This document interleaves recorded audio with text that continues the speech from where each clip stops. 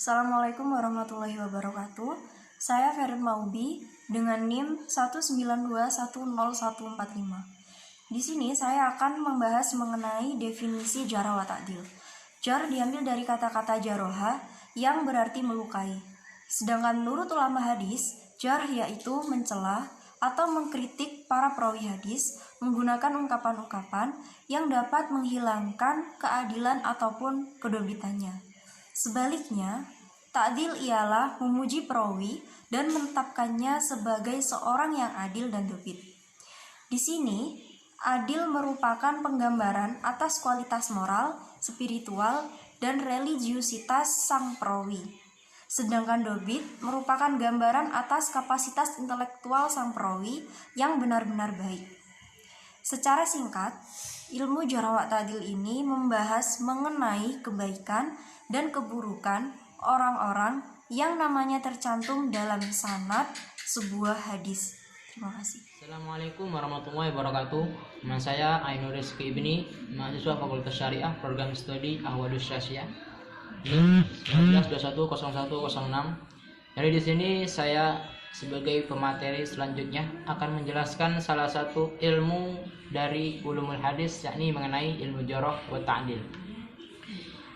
Yang dalam hal ini akan lebih rinci saya jelaskan, yakni mengenai tentang landasan teologis dan rasionalis tentang ilmu jarh wa ta'dil itu sendiri. Sebagaimana telah disinggung dan jelaskan pada pembahasan pertama tadi, yakni ilmu jarh wa ta'dil adalah ilmu yang dalamnya membahas tentang kebaikan dan keburukan seorang perawi yang di dalamnya, yang tercantum di dalamnya nama dari seorang rawi tersebut dalam sanad hadis. Nah, jadi penilaian yang positif itu dianggap ta'dil, sedangkan penilaian yang negatif atau buruk itu dianggap jarh. Nah, ketika kita mengetahui definisi ini dan kita kaitkan dalam ajaran Islam, maka ketika berbicara tentang kejelekan seseorang, maka dalam ajaran Islam itu dianggap sebagai ghibah. Nah, namun demikian Imam Ghazali dan Imam Nawawi menjelaskan dan memaparkan bahwasanya ghibah itu diperbolehkan dalam 6 macam atau 6 keadaan, yang dimana salah satu diantaranya yakni dalam rangka memperjelas sesuatu informasi yang sebenarnya, yakni memperjelas informasi sebenarnya. Nah, jadi ghibah itu diperbolehkan atau membicarakan seseorang itu diperbolehkan dalam rangka memberikan informasi yang sebenarnya. Bahkan pada masanya salah satu ulama salaf ada yang menjelaskan dan memberikan pemaparan bahwasanya memelihara ilmu jarh wa ta'dil bagi kaum muslimin adalah suatu hal yang wajib. Karena memelihara ilmu jarh wa ta'dil dalam ilmu hadis itu adalah dalam rangka menjaga orisinalitas dan keabsahan dari teks agama itu sendiri, yakni hadis sebagai sumber utama hukum Islam. Dan bahkan pada masanya juga Nabi itu juga pernah memberikan kritikan dan memberikan pujian kepada para sahabat-sahabatnya dalam rangka meriwayatkan hadis-hadis dari Rasulullah itu sendiri. Nah, oleh karena itu landasan atau dalil yang dijadikan pedoman para ulama, yakni dalam suatu hadis dinyatakan bahwa Nabi pernah bersabda, bi'sa ahul ashirah, yakni sejelek-jelek, betapa jeleknya, betapa buruknya saudaranya ashirah ini. Nah, jadi tentang hal ini, bi'sa ahul ashirah, yakni sebagai landasan para ulama tentang ilmu jarh tadi, tentang bahwasanya Nabi Muhammad itu pernah mengkritik kepada para sahabat-sahabatnya bahwa kamu itu jelek, kamu itu buruk, seperti itu. Sedangkan mengenai landasan atau dalil yang dijadikan ulama tentang jarh, yakni ada suatu hadis yang menyatakan bahwasanya Nabi pernah bersabda, Ni'ma Abdullah Khalid bin Walid syaifun min syuyufillah, yang memiliki arti bahwasanya hamba yang paling bagus adalah Khalid bin Walid, beliau adalah pedang dari pedang-pedangnya Allah.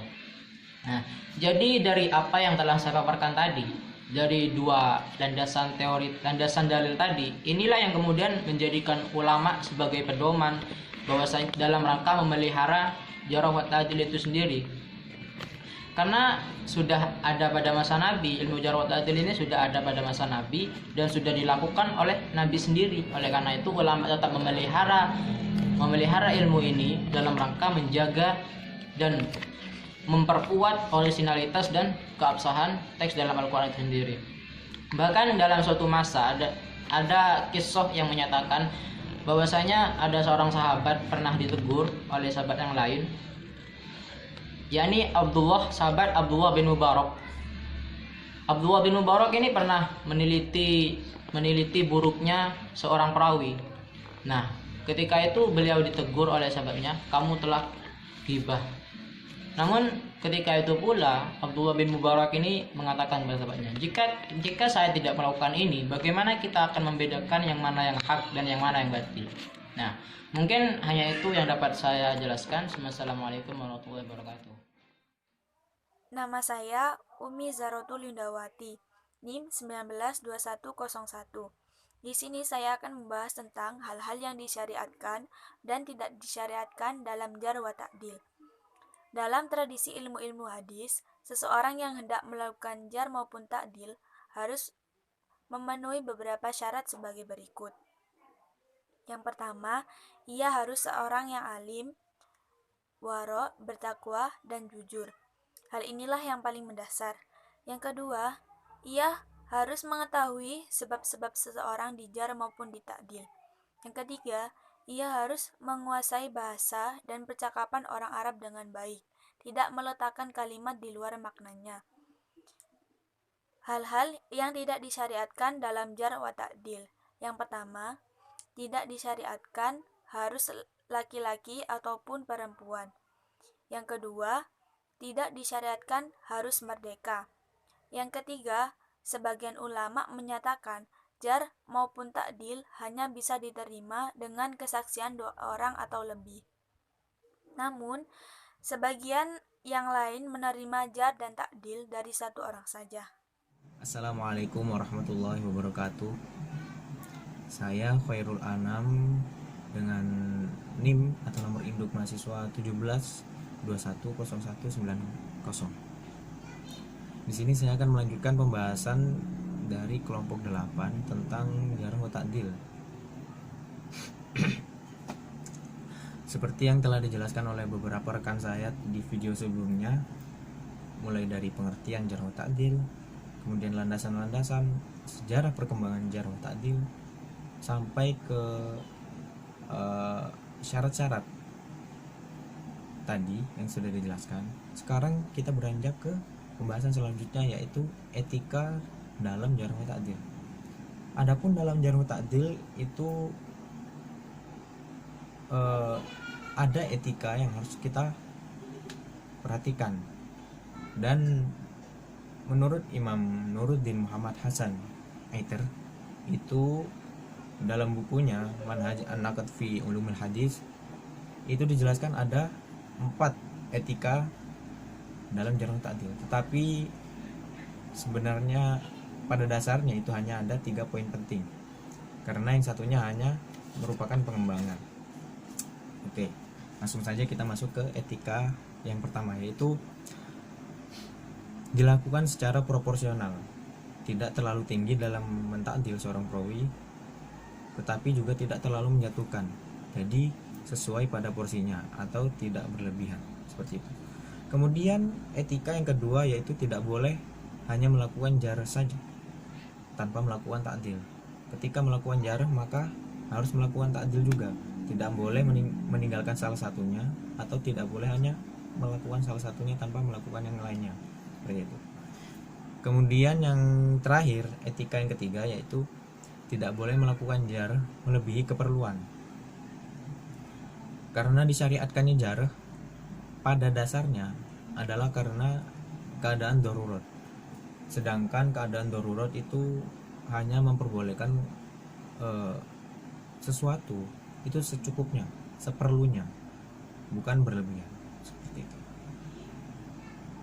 Assalamualaikum warahmatullahi wabarakatuh. Baik, saya Fauzin Syarif akan menjelaskan tentang tingkatan jarh wa ta'dil. Yang pertama, dalam melakukan ta'dil, para ulama telah mengatakan adanya beberapa tingkatan. Yang pertama, yakni para sahabat. Di sini terdapat satu jargon yang cukup terkenal, yaitu kullu sahabat udul, yaitu semua sahabat itu adalah yang seorang adil. Yang kedua, tingkatan orang-orang yang direkomendasikan para ulama dengan menggunakan ungkapan-ungkapan yang hiperboles, yaitu secontoh manusia paling thiqah al-watqu an-nas. Kedua, al-bat an-nas, manusia paling cerdas. Itu terdapat di tingkatan yang kedua. Adapun tingkatan yang ketiga, yaitu orang-orang yang telah dipuji para ulama dengan ungkapan ganda yang berbeda. Misalnya sahabat harbi fix, yaitu kuat lagi hafal, dan sikoh sabat, yaitu sikoh lagi kuat.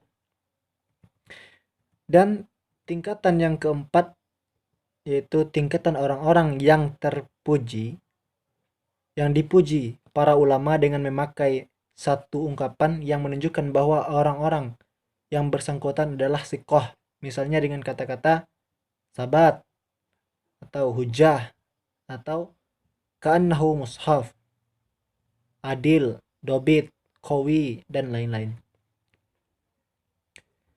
Dan yang kelima, ada tingkatan orang yang dikomentari para ulama dengan ungkapan-ungkapan seperti la ba'sa bih, la laisa bihi ba'as, tidak apa-apa, suduq, jujur. Tingkatan kelima, yakni tingkatan orang-orang yang dikomentari para ulama dengan ungkapan-ungkapan yang lebih dekat kepada celaan, misalnya dengan kata-kata laisa bi ba'id an al sawab, tidak jauh dari kebenaran. Contoh lainnya, yurwa hadisuhu, hadisnya diriwayatkan. Dan contohnya lagi, ya tabiru bihi, ia hanya dipakai untuk iktibar. Itu bagian tingkatan ta'dil. Dan adapun tingkatan jar,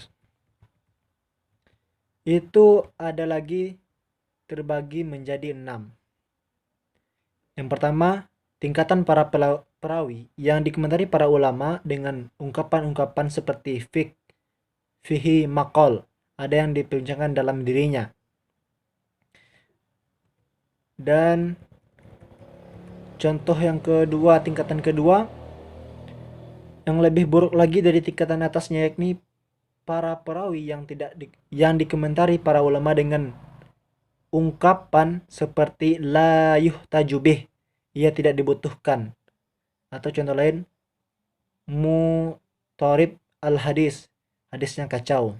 Itu terdapat di tingkatan kedua. Yang ke tingkatan ketiga, yaitu lebih buruk lagi dari tingkatan di atasnya, yakni para perawi yang dikomentari para ulama dengan ungkapan-ungkapan seperti fulan rudda hadisuhu, hadisnya ditolak. Mardud al hadis, hadisnya ditolak. Doif jiddan, sangat lemah. La yu'tab hadisuhu, hadisnya tidak boleh ditulis. Dan adapun pada tingkatan yang keempat, tingkatan yang lebih buruk lagi dari tingkatan di atasnya, yaitu yakni para perawi yang dikomentari para ulama dengan ungkapan-ungkapan seperti fulan yashrik al hadis, ia telah mencuri hadis. Selanjutnya, muttaham bil al kizib, dituduh sebagai seorang pendusta. Dan contoh lainnya, muttaham bi al wad, dituduh sebagai orang pemalsu. Dan pada tingkatan kelima, ada tingkatan yang lebih buruk lagi dari tingkatan di atasnya, yakni para perawi yang dikomentari para ulama dengan ungkapan-ungkapan seperti dajjal, al-kazzab, tukang dusta, wahda, tukang pemalsu hadis. Itu yang kelima. Yang keenamnya, tingkatan yang lebih buruk lagi dari tingkatan di atasnya, yakni para perawi yang dikomentari para ulama dengan ungkapan-ungkapan hiperboles mubalaghah seperti kazab al-annas, manusia paling dusta, ilaihi muntaha al-kib, dialah puncak kebohongan. Itulah tingkatan-tingkatan jar. Sekian, assalamualaikum warahmatullahi wabarakatuh.